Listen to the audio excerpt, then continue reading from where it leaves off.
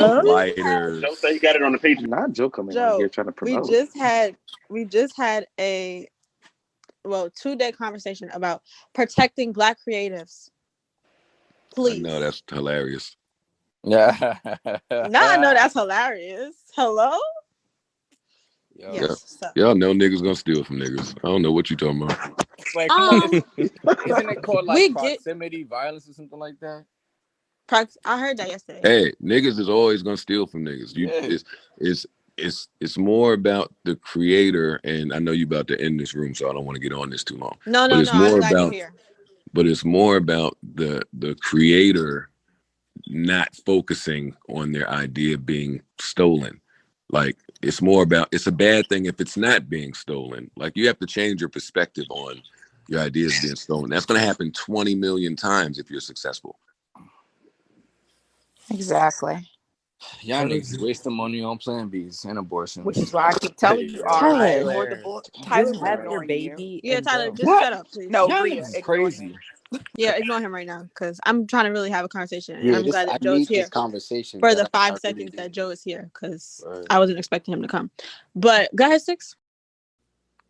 No, I'm just saying like how we're always having the conversation about just ignore the noise, right? Like they're going to do that. Just make sure you're 2 steps ahead because they're copying you.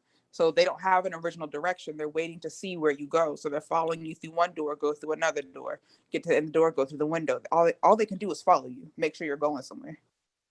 So two things with that. Like Six just said, like, if you the one with the sauce, like, it's tough for niggas to steal from me, even though the entire landscape of interviewing has stolen from me. But it's not with my sauce.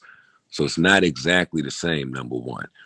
And number two, if your business is right, then you're really having a whole different conversation. It's not as easy for people to steal from you. Like, right. I'm watching the Tekashi doc over the weekend and my face popped up in that shit 7 times. I said, hold up now. Oh, you can't do that.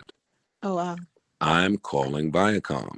Like, that's mine. I own it. I can prove it. There's laws for this stuff. So that's one. And two, if your business ain't making no money, then you shouldn't be worried about nobody stealing from you. You should be worried about getting your business to make money, because you can't let them beat you to that too. They're going to steal that too. There's going to be theft the whole way. So are you going to get knocked off your dean when it happens? Are you going to get flustered and mad? And like, what are you going to do every time it happens? Do better. Stop looking back there. I feel like even with that too, you got to be not even 2 steps. I feel like it's just 10 steps. Because when it comes to like when you make idea to reality, by the time like you're getting ready to put it out, you should already have like 10 to 20 more ideas already in the holster, ready for like whatever you got to do as far as like whatever path you're going. I'm not saying like whichever type of creation or whatever type of creator. I feel like it just like goes in every single aspect when it comes to creating anything. So just like what Joe was saying, I mean, I agree exactly what he was saying, like not worrying about it getting stolen, because if it gets stolen or anything, I mean, you can go to the next one. So or you continuously looking to improve your shit anyway. So whatever they stole was from yesterday, right? Mm-hmm. Like, it's not the current model of whatever's going on. Because the truth of the matter is, you're gonna always be in competition with the people that are stealing from you. That's like a hard truth. Mm-hmm. If Tyler decided to put out the Ariana show tomorrow, guess what? Yours got to be better. The end. Right. Because the consumer don't care if Cup of Noodles came out before Top Ramen. None of that matters. It's which one do you like? The end. And once you get a clear perspective on that, you get a lot less emotional about people stealing from you. But I run a Felt show every Friday at 11. Shut the hell up, Tyler. They can steal. Oh, go ahead, Ron. I just what upsets me though, Joe, is that it's the higher ups that are doing it. And I guess, quote unquote, higher ups. And I guess it just feels like you know what you're doing. I know what you're doing, but you're doing it in my face. Oh, wait. So let's get back to switching your perspective on some things. If I'm you, boy, am I grateful that I learned that lesson at 23, that, wow, it's the higher ups doing it. I didn't know that at your age. Yes, right. The higher ups that's how a large percentage of them operate. That's why most of them are lingering around the A&R rooms on Clubhouse. They on Instagram seeing who's popping in their city. They not out actively trying to impact culture themselves. They're looking to be the conduit. So yeah, there's no idea is original. Everybody, it's who's first. I agree, because it's cheaper to pay somebody once than to pay them every 2 times, once a month for a bunch of years, putting them on payroll. So if they can find somebody, like if they give somebody a finder's fee for the content or the data, it's a win. And the finder's fee for me is the acknowledgement that one time I see you. And then it's I see you, but I'm still gonna fuck you up the ass. Sorry, buddy. If that's what you're waiting for, you're gonna be blue in the face. You don't want the No, but that's what I'm saying. That's what Tina is saying. Like that 1 minute finder's fee for me was like the acknowledgement that I know that's where that came from. Or I know that you started this on Clubhouse, or you did this on Clubhouse, but now I'm still gonna continue to do it anyway. Yeah, but that's a never-ending game.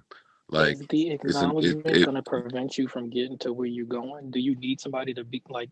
Do you need the reassurance and the acknowledgement? She's not saying she wanted. I'm not saying that's all she got. That's all I got, right? So she's saying what Tina said was that was the finder's fee. It's different if you pay somebody once rather than paying them every 2 weeks. That was the paying somebody once, that big fee of, oh, I see you, but then I'm going to continue doing what you do. Now it's like you've paid your due to that one little thing. But I think that goes back to Joe's point of making sure your business is in order, right? Because if they're going to look for people who are already doing things and they beat you to the business, now you have to pay them to do it. I think that's the point of making sure your business is in order, because they're going to find it. They're going to have the capital third to do it and make it a thing. And now it's going to, even if it came from you, it looks like it came from them. And now they are in charge of it that way. And you have to pay to do it. So they can steal the sauce or the recipe, but that doesn't necessarily mean they're going to execute it quite like you will. And then with it being yours, and it's already something that you witness what it does and what it doesn't do. So as you improve it, you're able to fix it. But them just stealing it, they don't know how to improve it themselves. They're just going to keep trying to steal or get stuck at that next thing, and it's going to run its course. So, and as you're continuing to build what you have, you're going to surpass them. You know, understand? So, but I definitely get what you mean, Art.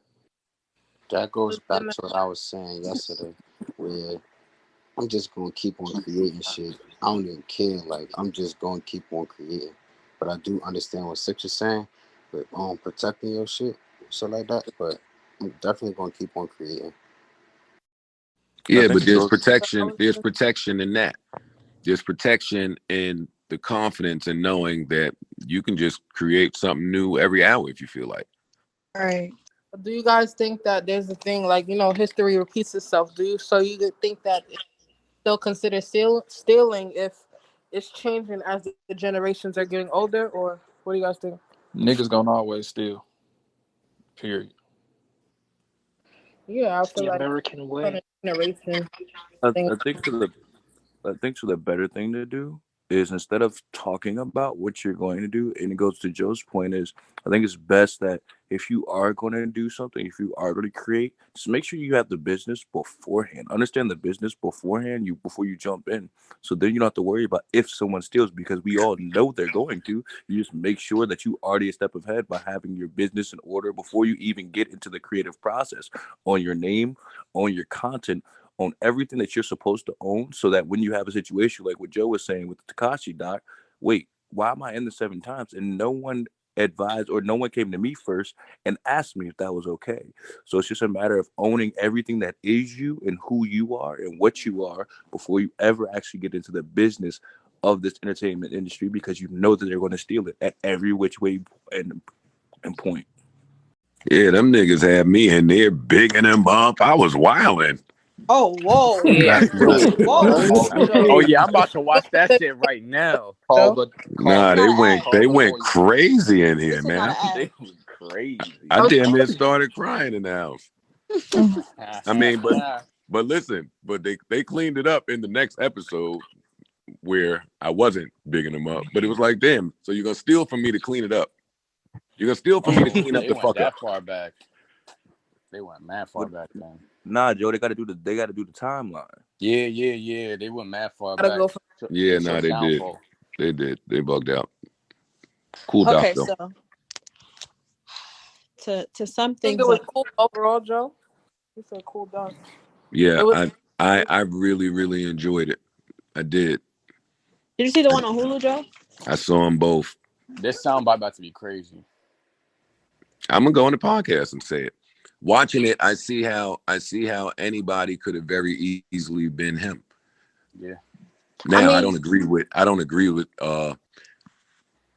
with how he turned out, because I mean, I made a few different turns to avoid some of that stuff. Like, those are still the decisions you made in your attempt to manipulate everything. But yeah, it was pretty interesting.